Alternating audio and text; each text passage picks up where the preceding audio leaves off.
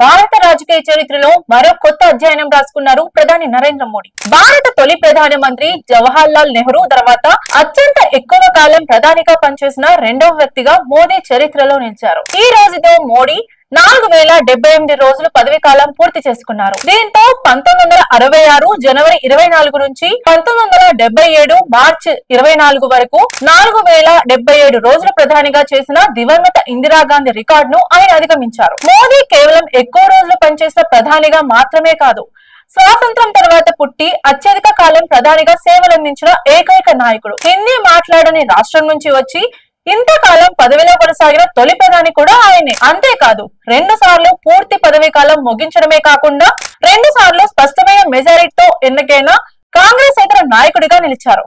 1971లో ఇందిరాగాంధీ తర్వాత పూర్తి మెజారిటీతో తిరిగి అధికారంలోకి వచ్చిన మొదటి సిట్టింగ్ ప్రధాని కూడా మోదీనే. అదే విధంగా నెహ్రూ తర్వాత ఒకే పార్టీకి వరుసగా 3 సాధారణ ఎన్నికల్లో విజయాన్ని అందించిన ఏకైక ప్రధాని కూడా మోదీ. గుజరాత్ ముఖ్యమంత్రిగా 2002, 2007, 2012లో గెలిచిన ఆయన లోక్సభ ఎన్నికల్లో 2014, 2019, 2024 వరుస విజయాలతో చరిత్ర సృష్టించారు. ప్రధాని మోదీ రికార్డులు భారత రాజకీయాలకు మరో మైలురాయి.